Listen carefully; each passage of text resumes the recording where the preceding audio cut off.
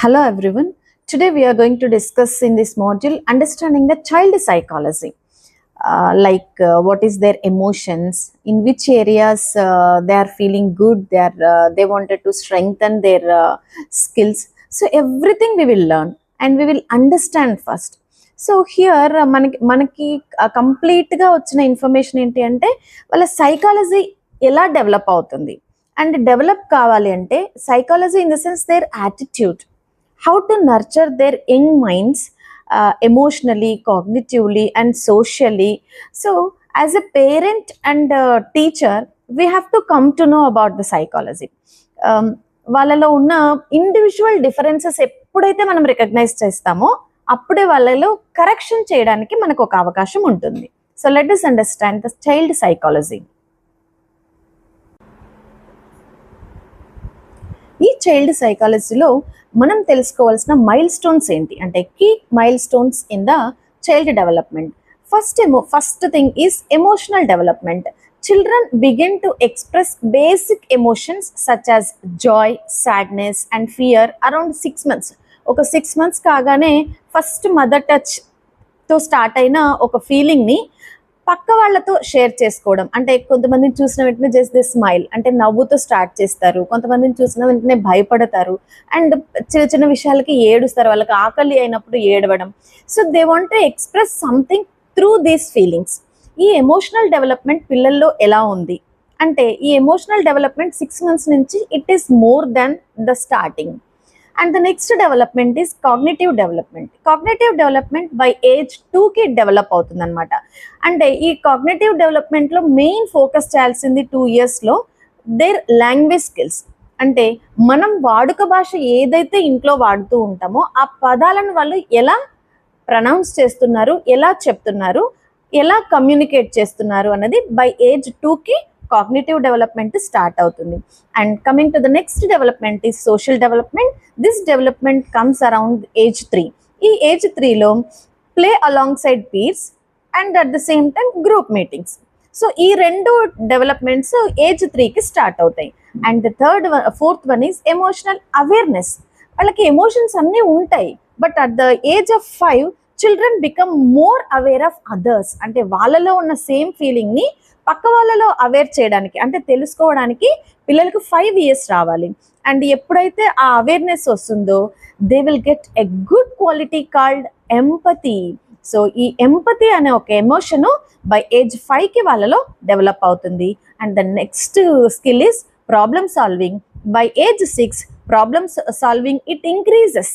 అంటే ముందు కూడా తెలుసుకోవాలన్న క్యూరియాసిటీలో ప్రాబ్లమ్ సాల్వింగ్ డెవలప్ అవుతుంది బట్ బై ఏజ్ 6కి they will develop more problem solving skills using logical and reasoning activities. అంటే రోజు చేసే యాక్టివిటీస్లో లాజిక్ ఫైండ్ అవుట్ చేయడం అండ్ దాని వెనకాల ఉన్న రీజన్ని ఫైండ్ అవుట్ చేసి ఈజీగా సాల్వ్ చేయడం బై ఏజ్ 6కి డెవలప్ అవుతుంది.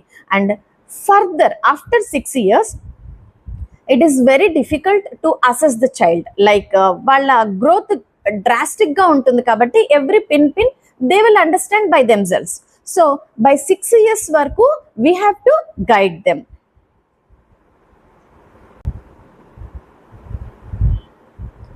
ఈ డెవలప్మెంట్ స్టేజెస్లో what are the checklist, మనం ఏమేమి చెక్ చేసుకోవాలి and what we should provide, ఏం ప్రొవైడ్ చేయాలి అన్నది చూసుకుంటే we should encourage open emotional expression. Open emotional expression అంటే వాళ్ళలో ఉన్న ఫీలింగ్ని చిన్నప్పటి నుంచి అది ఎలాంటి ఫీలింగ్ అయినా ఓపెన్గా ఎక్స్ప్రెస్ చేసే అవకాశం మనం పిల్లలకి ఇవ్వాలి. And we should encourage. వాళ్ళకి చాలా కోపం వచ్చింది, నాకు ఈ విషయంలో చాలా కోపం వచ్చిందని పిల్లలు ఎప్పుడైతే హ్యాపీగా ఒక పేరెంట్తో కానీ టీచర్తో కానీ ఎక్స్ప్రెస్ చేయగలుగుతారో అప్పుడు ఎందుకు వచ్చింది అన్న రీజన్ ఫైండ్ అవుట్ చేసి వీ షుడ్ గైడ్ దెమ్. అలాంటి కైండ్ ఆఫ్ నేచర్ని we should encourage. And the next point is validate children's feelings consistently. ఈరోజు అదే విషయం పైన ఏదైతే ఫియర్ ఉన్నిందో నెక్స్ట్ డే అదే సిచ్యుయేషన్ పైన ఆ fear it will come down. Gradually ఆ ఫియర్ని ఎలా కమ్ డౌన్ చేయాలి లేకపోతే గ్రాడ్యువల్లీ ఆ హైపర్నెస్ని ఎలా కంట్రోల్ చేయాలి అన్నది ఆ consistency we have to check. And model healthy emotional responses. So healthy emotional response ఇవాళ హ్యాపీగా ఎక్స్ప్రెస్ చేశారు బాగుంది అని, so the same response we should expect from the child from tomorrow also. So everyday అలా హ్యాపీగా ఎక్స్ప్రెస్ చేస్తున్నప్పుడు it will become a habit for them. whenever they see a situation which makes them to feel very happy, they will excite and they will express it. And provide a safe learning environment. వాళ్ళకి ఎక్కడైతే నేర్చుకుంటూ ఉన్నారో safe environment, అక్కడ ఆ సరౌండింగ్స్లో వాళ్ళకి ఎలాంటి injuries కాకోకుండా హ్యాపీగా ఆ హెల్దీ ఎన్వైరన్మెంట్ని కూడా మనము క్రియేట్ చేయాలి. Which helps them foster peer relationships and interactions. ఆ హెల్దీ ఎన్వైరన్మెంట్ ఉంది అంటే ఆటోమేటిక్గా వాళ్ళ పీర్స్తో కూడా హెల్దీగా రిలేషన్ మెయింటైన్ చేస్తారు. And it also develops the social developments. So these are the checklist and the things which we provide to the children.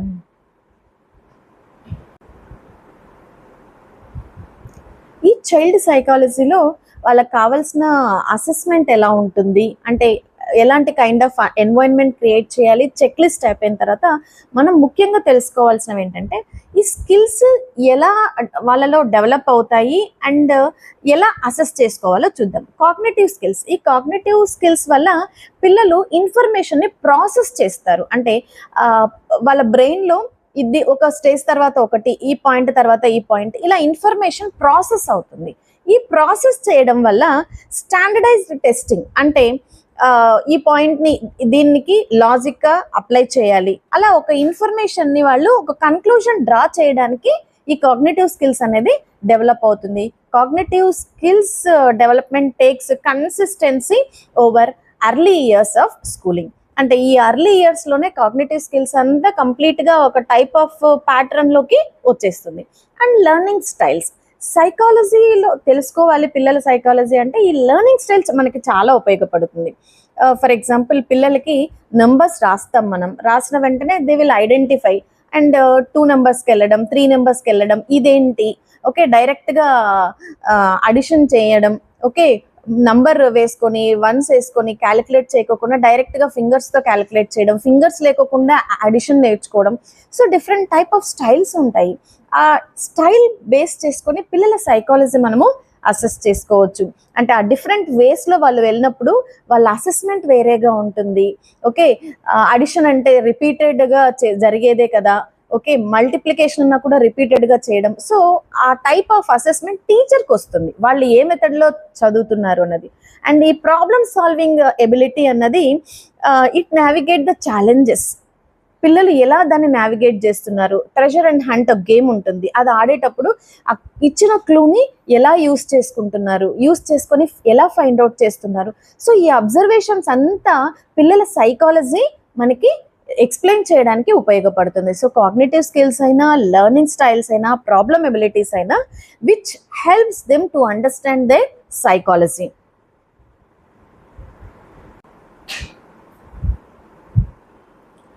Here, let us understand how to understand individual differences in young children. అంటే పిల్లల్లో differences ఎలా ఉంటాయి, వాటిని ఎలా recognise చేయాలి అన్నది ఇప్పుడు తెలుసుకుందాం. అది తెలుసుకోవడం వల్ల పిల్లల యూనిక్ నీడ్స్ మనం అడ్రస్ చేయొచ్చు. లైక్ వీళ్ళకు ఈ పాయింట్ పైన ఫోకస్ చేస్తే సరిపోతుంది, మిగతా కాన్సెప్ట్ కంప్లీట్గా దే హ్యావ్ అవేర్నెస్. అంటే ఈ డిఫరెన్స్ తెలుసుకోవడం వల్ల recognizing their emotional needs, that is the first important aspect. First, we have to understand their emotional need. Like active listening is essential. పిల్లలు యాక్టివ్గా వింటున్నారా లేదా, వినకపోతే what is the reason. So ఏ ఎమోషన్లో మనము పిల్లలకి ఇవ్వాలి, అవేర్నెస్ ఇవ్వాలి. And we have to create a safe environment whether they are happily express their feelings or not, and encourage their emotional expression. ఈ 3 పాయింట్స్ ద్వారా పిల్లల ఎమోషనల్ నీడ్ అనేది మనము తెలుసుకోవచ్చు. అండ్ తెలుసుకున్న వెంటనే what kind of learning styles we should give, tailor activities to create interest. పిల్లలు హ్యాపీగా ఆన్సర్ చేయలేదు, లేకపోతే కనుక వాళ్ళు యాక్టివ్గా లేరు అంటే we have to go for another method. So ఇంకొక యాక్టివిటీ సజెస్ట్ చేయడం. ఎప్పుడైతే ఇంకొక యాక్టివిటీ సజెస్ట్ చేశామో హ్యాపీగా వాళ్ళు ఆ కాన్సెప్ట్ నేర్చుకుంటారు. కాన్సెప్ట్ నేర్చుకున్న తర్వాత వాళ్ళు ఆ టీచింగ్ మెథడాలజీకి అలవాటు పడతారు. అండ్ టీచింగ్ మెథడాలజీ అలవాటు పడిన తర్వాత ఆ లెర్నింగ్ స్టైల్ అనేది అలవాటు అయితే హ్యాపీగా వాళ్ళ ఫ్రెండ్స్తో సోషల్ డెవలప్మెంట్ బిల్డ్ చేసుకోవడానికి కమ్యూనికేషన్ మొదలవుతుంది.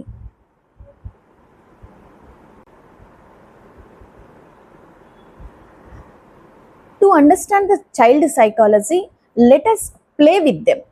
So play is the highest form of research.